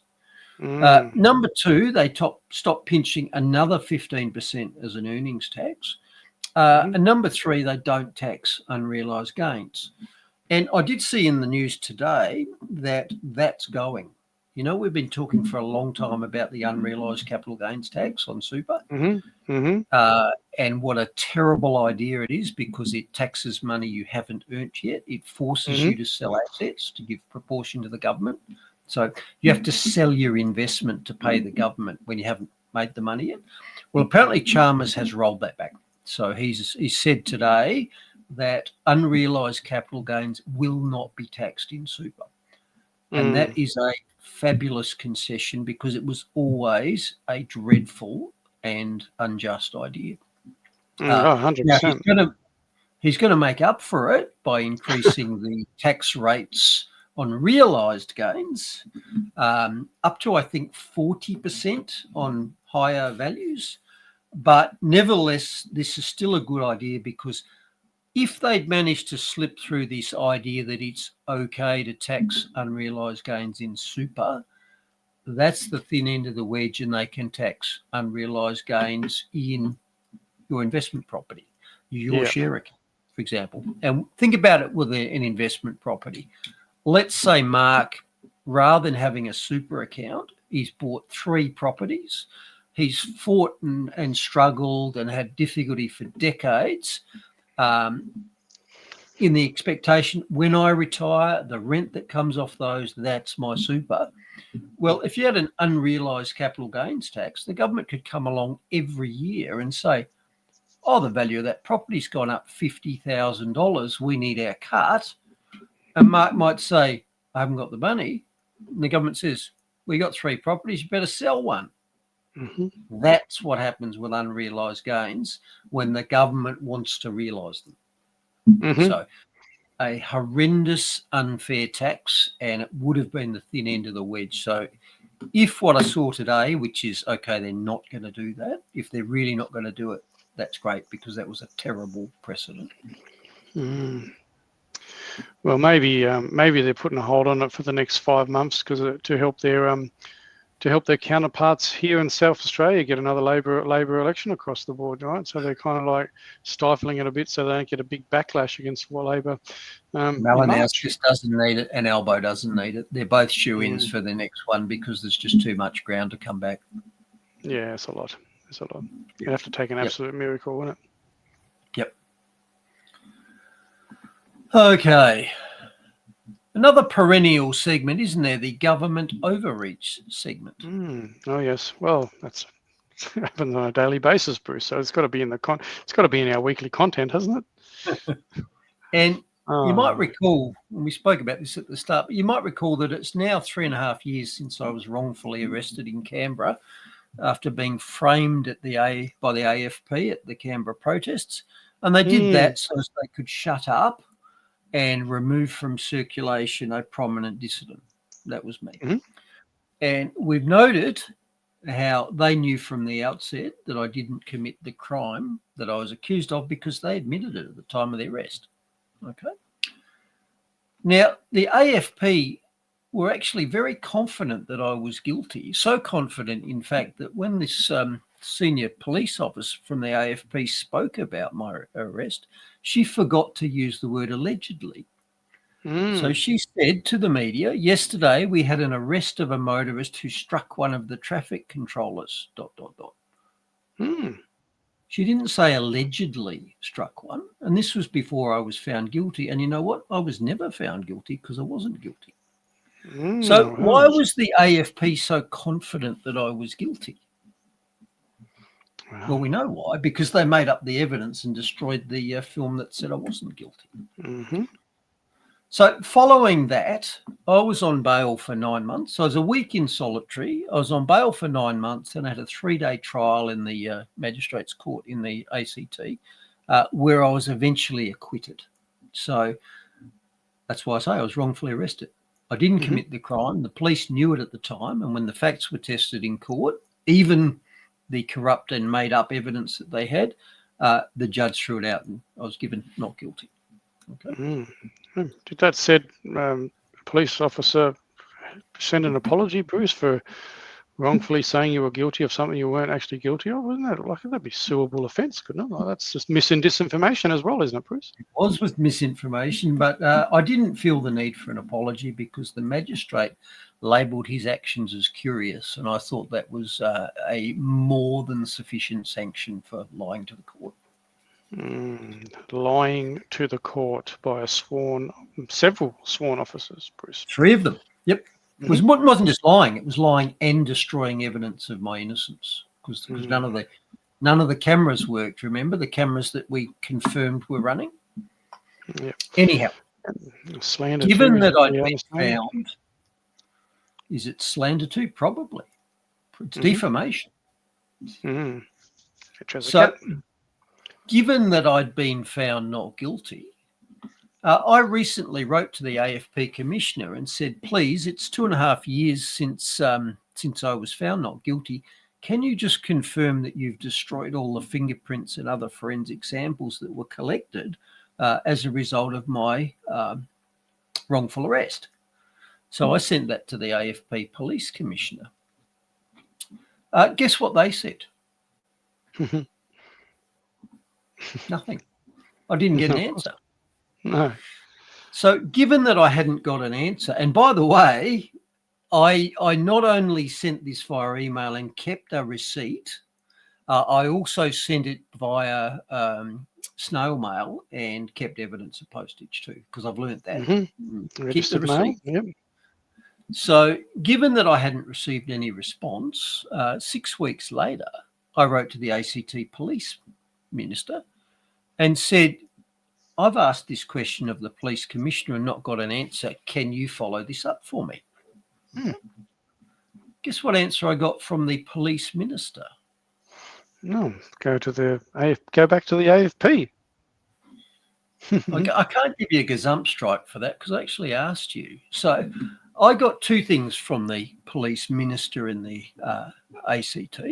One, they said, well, it's a generic rule that we do that. That's the bit in yellow. I can confirm that any samples taken are collected in accordance with Section 230 of the Crimes Act and are subsequently destroyed in line with Section 231 of the Act. So their answer was, well, a standard procedure to destroy them.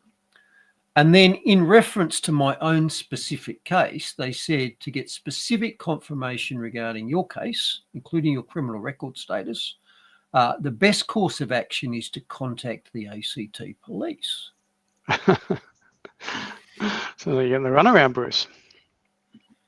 So I wrote back and said, perhaps you didn't read my letter where I said that I'd already asked the AFP commissioner and got no response. And by the way, can I remind you that you are the responsible minister and it is your job to ensure that the police commissioner does their job. So that was my reply to the first fob-off letter. Guess what happened after that?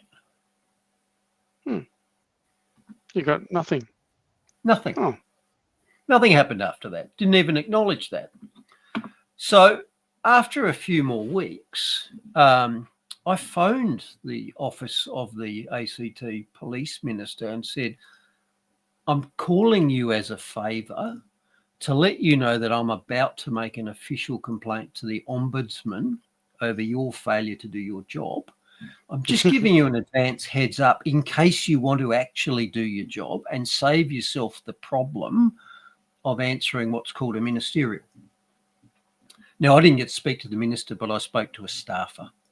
And within a couple of days, I got confirmation from the staffer that they had contacted the police. And here's what the police said.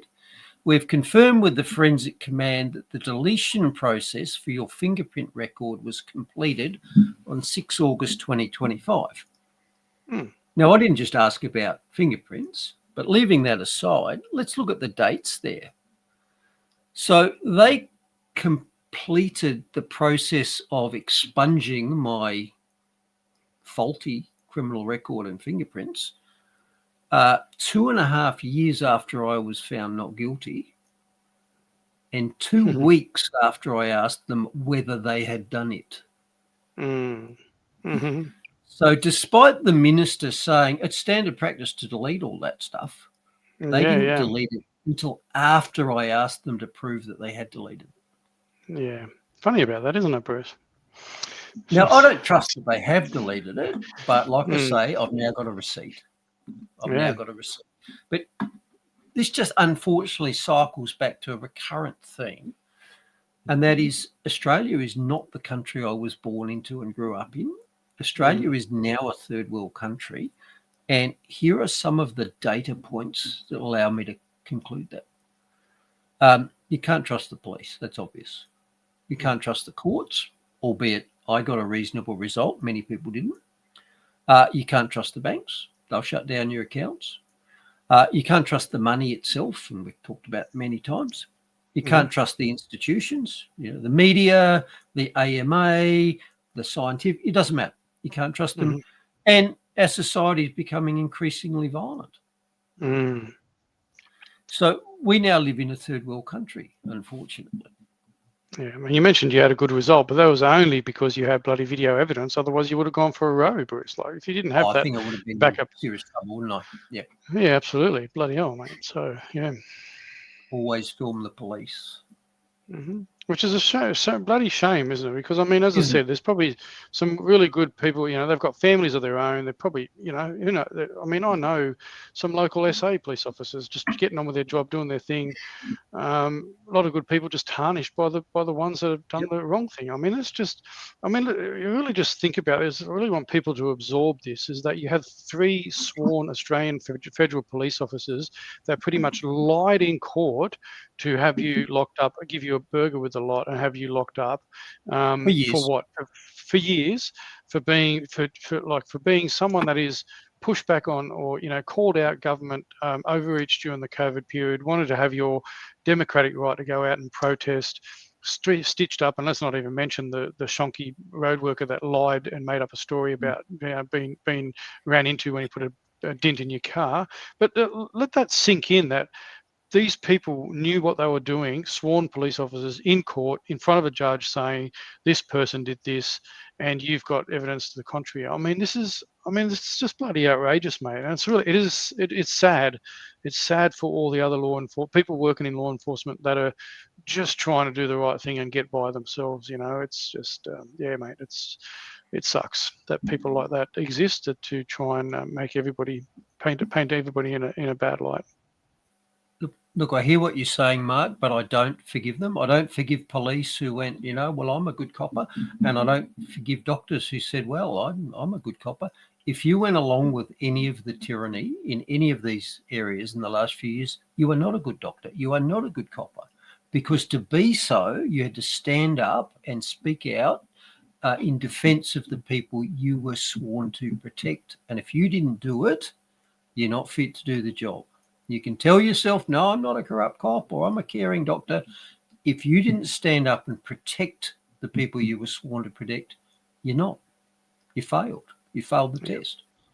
Well, here's a message to any of them that might ever be listening to anything that we say on a podcast, and it's likely that they're probably tracking the things that we're saying, is that you have an opportunity in the future, because they will do this again. Your government, the bureaucrats, the international bad actors that are influencing our government will come at this again, will come at Australians, and you will have that opportunity to stand up and go, will I work for the government and the international bad actors and the bureaucrats, or will I protect the Australian people for pushing back against the tyranny that's being enacted upon them? So it will happen again. And let's face it, a lot of the Australian people are going to say next time no, even if they didn't the first time round, because a lot of them said they're at their never again, not an anti-Semite, they're at their never again moment. You know, you did that to me once, that's not happening again. So No, totally agree, mate. All right, final major segment, which is the MISC segment, and we're going to talk about peace in the Middle East, because during the week, Trump announced peace had broken out in the Middle East to a fair bit of fanfare. And this article talked about it, and it used a couple of words. One was peace and the other was ceasefire. And I'd like to point out that these are not synonyms. They're not the same thing. They don't mean the same thing. And the Israelis went as far as to declare victory. So that's a third word. So we've got peace, ceasefire, and victory. And I want to just examine the meanings of some of those words and ask, okay, what really happened and what did we get? So let's start with the word ceasefire, because a ceasefire is not the same as winning a war. A ceasefire is a temporary halt to fighting. And it can be quite durable, but it's not a surrender. And a great example of this is the Korean War, which ended with a ceasefire in 1953. So that's 72 years ago? Is North and South Korea at peace? Nope. They still have a heavily fortified border. Millions of soldiers face off across it, and rounds go back and forth across it from time to time. So that war has been suspended, but it is not over. It could restart again at any time. The shooting part and the we are at war part is still there. That's why you have a heavily fortified border. So, yeah, a ceasefire is a temporary halt to fighting. It's not the end of a war. So, contrary to what this newspaper said in 1953, the Korean War is not over. It's just suspended. It can restart at any time. The soldiers are still there facing off across it. Okay, so that's peace and ceasefire.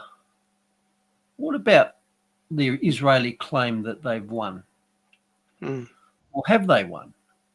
So let's just consider the words of Henry Kissinger when he's talking about how guerrillas versus conventional militaries win wars, because he makes the very perceptive point that the victory conditions are different for each side. So to quote Kissinger, one of the cardinal maxims of guerrilla war, the guerrilla wins if he does not lose, the conventional army loses if it does not win. So they don't have to achieve the same thing to win. Now, as an example of this, the United States lost the Vietnam War despite dropping twice as much tonnage of bombs on North Vietnam as they dropped in the entire Second World War. So the US dropped more than 5 million tons of bombs on North Vietnam during the war. And in the end, they went home defeated. And they went home defeated because they grew tired of it. The American public grew tired of the war before the North Vietnamese did. And as Ho Chi Minh said, who was the North Vietnamese leader, you will kill 10 of us and we will kill one of you. And in the end, it is you that will grow tired of it. And that is what happened. Despite bombing North Vietnam back into the Stone Age, despite a more than 10-to-1 kill ratio, despite beating the North Vietnamese in every single battle, at the end, the US did not win the war because of the different conditions. the American public grew tired of the war before the North Vietnamese ran out of people. The Americans left, the North Vietnamese guerrillas survived and therefore won the war. So the guerrillas won by not losing and the Americans lost by not winning. I'll tell you who did win, mate. It's the same people that are winning today. It's the arms manufacturers and the banks that supply them, isn't it? So follow the money, isn't it? This is the whole thing that really frustrates me about all these things, because they're the ones that always win. And I saw the same thing. As you know, I was part of the Iraq and Afghan wars. Exactly the same thing. I woke up there to the fact that wars are just money-making enterprises, by and large. And the Americans, NATO, America, Australia, we lost both the Afghan and the Iraq war for the same reason as the Vietnam War was lost. The people got sick of it before the other side, the guerrillas, gave up. So we went home before the Taliban or the Iraqi militias ran out of people. Even though we were hurting them much worse than they were hurting us, we didn't have the stomach for it, and they did. Now, having put that contrast, you know, guerrillas win by not losing, armies lose by not winning. Let's look at Gaza. So the Israeli military has bombed Gaza back into the Stone Age. I mean, that's as bad as any destroyed city looked like in Europe. It's not far off what Hiroshima looked like after being bombed. So the Israelis have destroyed pretty much every structure in Gaza and killed probably tens of thousands of people. But the Israelis have not won this war if Hamas is still present at the end of it. You know, if they haven't eliminated the terrorists, the guerrillas, then the Israeli military hasn't won the war. Same as the Americans didn't win the war by dropping 5 million tons of bombs on North Vietnam. And here's the thing, Hamas is still in Gaza. So this is a current story that says Hamas still rules over Gaza. So Hamas still exists. Bombing Gaza back into the Stone Age has not destroyed it. And one of the characteristics of guerrilla wars is that the people never blame the guerrillas for the destruction. They always blame the bombers and the organised military.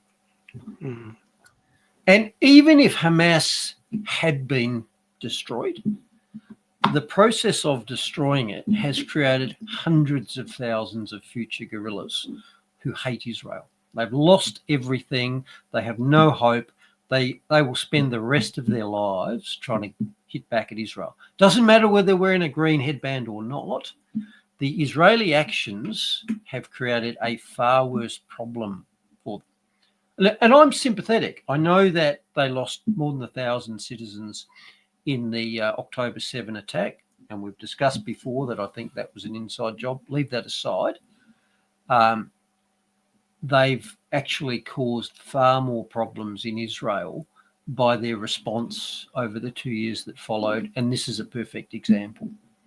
You know, you kick down the door, you kill somebody's kid, they'll spend the rest of their lives trying to get back at you. They're not going to make peace with you. Not going to happen. Yep, it's a very, very complex, bloody situation. It's a freaking messy, messy thing. And what's the solution? There isn't one. There isn't one. Sorry, there isn't one. So the Israelis might claim to have won the war by destroying Gaza, but they haven't, because either Hamas will persist or the equivalent angst and feelings will exist. Doesn't matter if it's labelled Hamas or not. And the Israeli people are growing tired of this. The Gazans survived it, but we're seeing the American problem, which is that even though they've destroyed the place, the Israelis at home are getting sick of it. So, you know, there are and have been protests in Israel against the war. So there is resistance in Israel. And there have been protests around the world, including in America, against Israel as well, as a result of their actions over the last 2 years. And without America, Israel is lost. America provides the great bulk of the weaponry and money that the Israelis need to continue to exist in that hostile part of the world. And the Israeli people are getting sick of war, and the Americans are getting sick of funding it, and they're getting sick of seeing it on their TVs, and that's true around the world.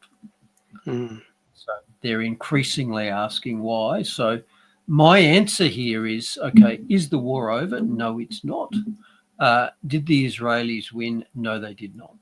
This is just a lull in a long-lasting guerrilla campaign, and the guerrillas win by not losing.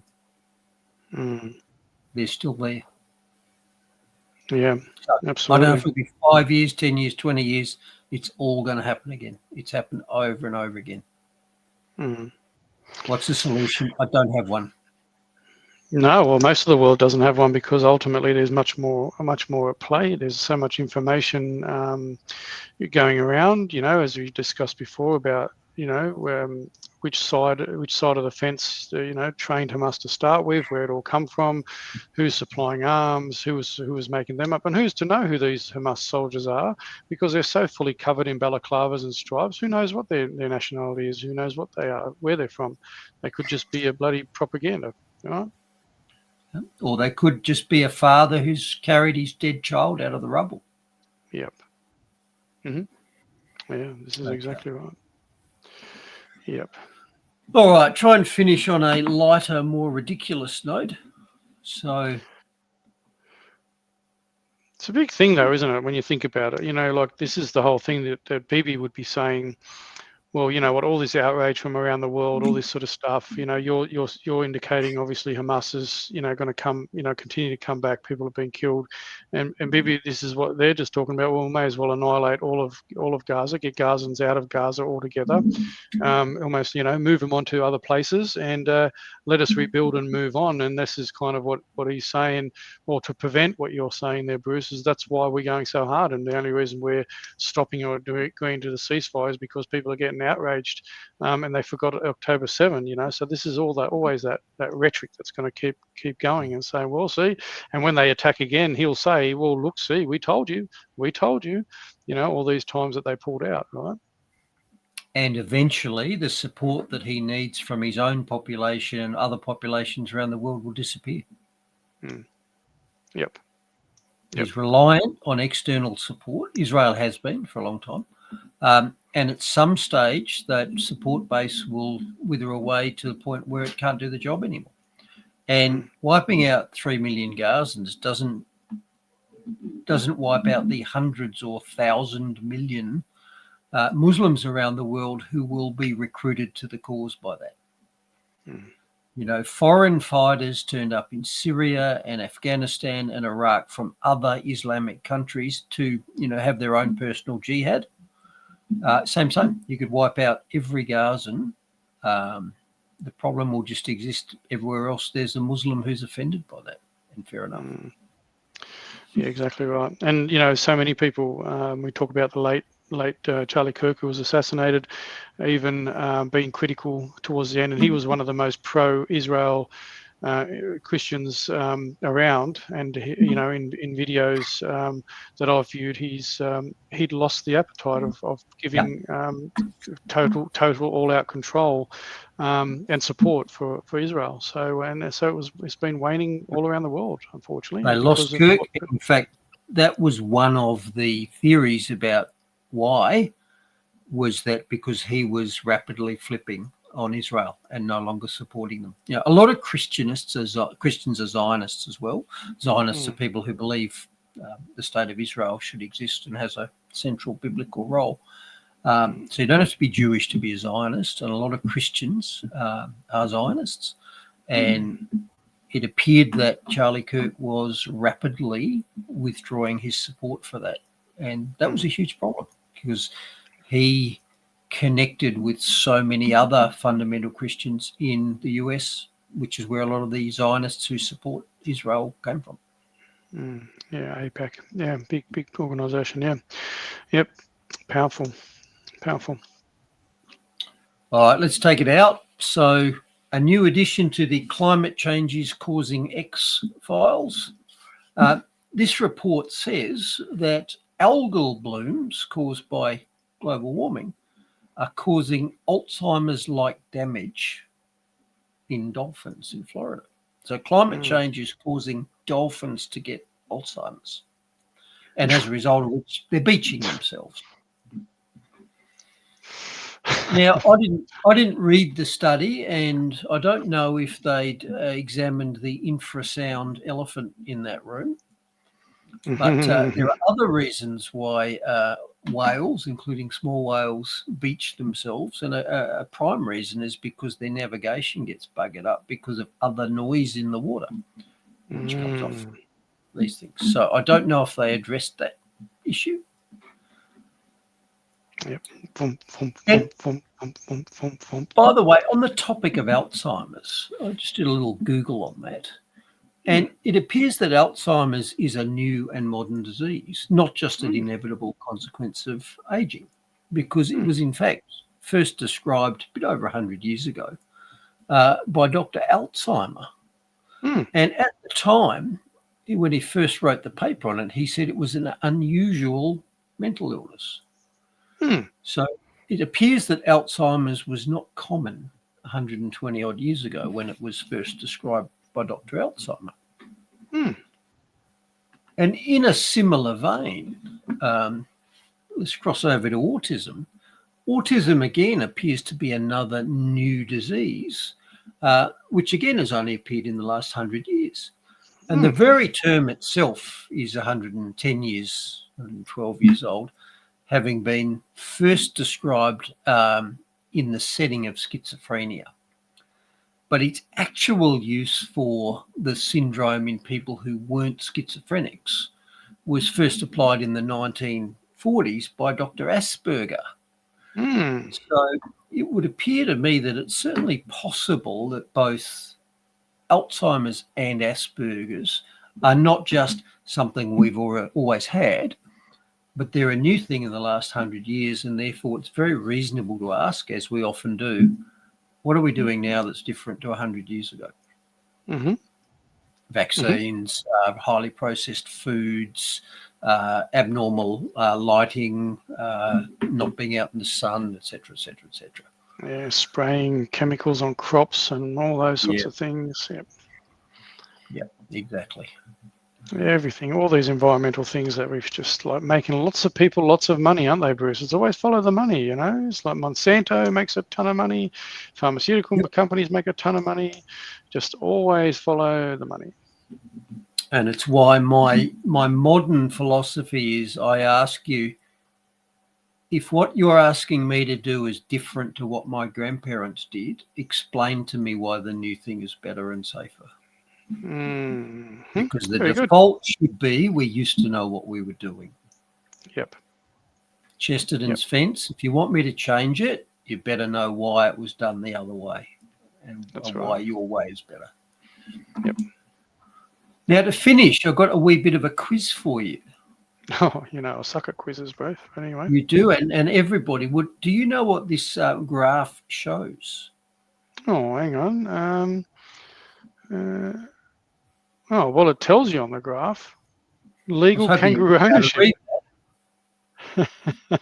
It's legal kangaroo ownership in 3 states in America. What the heck?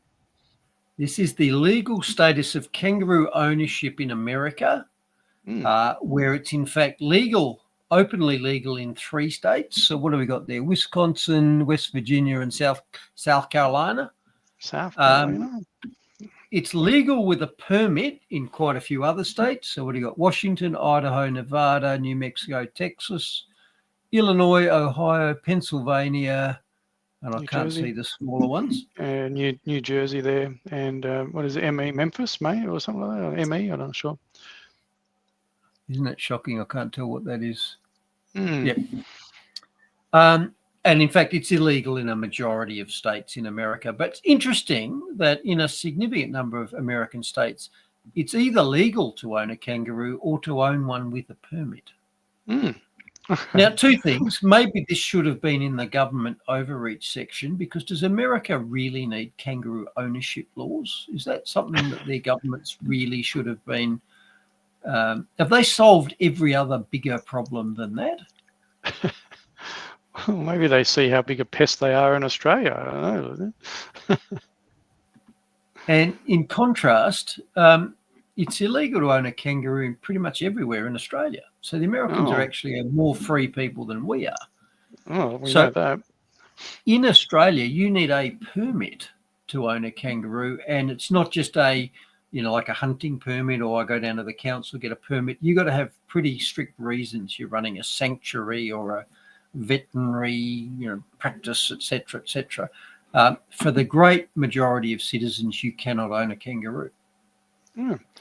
I wonder if SA Water then, it has all the catchments around South Australia where all the kangaroos, where I walk in my little reservoir, there are lots of kangaroos. I wonder if SA Water has to have a permit. And I have up to 40 kangaroos hop my fence here on a regular basis and eat my grass. So again, I have kangaroos as dependents, even if I don't own them. Yeah, that's right. And by the way, there are between 30 and 50 million kangaroos in Australia. I don't know the numbers, but around here, dozens get hit and killed on the road regularly. I can't drive 15k in either direction without passing half a dozen dead roos on a regular basis on the Western Highway.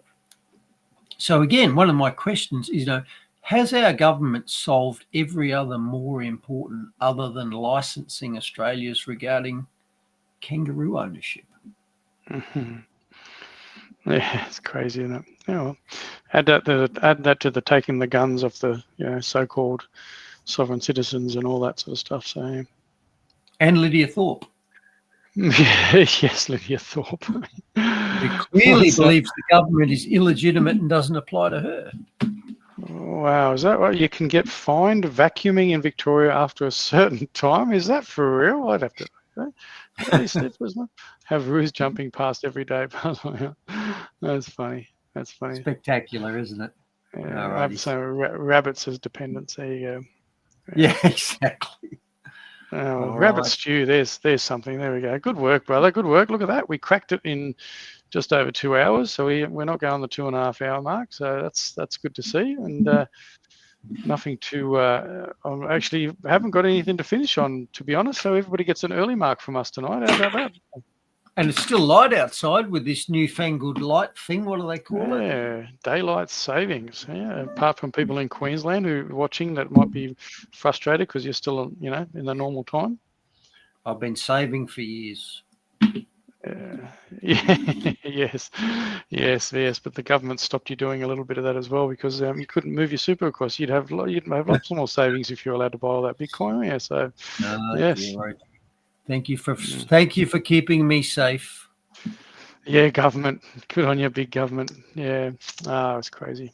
Well, anyway, sounds like that's the end of the show, brother. And I hope you have a bloody great evening. And thanks for all the comments. It's been smashing it through there, and it's good to hear that everything was coming through clear. I can see only place I'm not seeing many comments obviously is on X, but we never do. I know Valerie, you're on there, but Valerie's on there. A lot of people on Facebook, which is good to see, and the Rumble. So good to see that we're getting out there. But for how much longer, Bruce, I don't know. We talk about all these polarizing topics, and they might restrict us a bit further over time.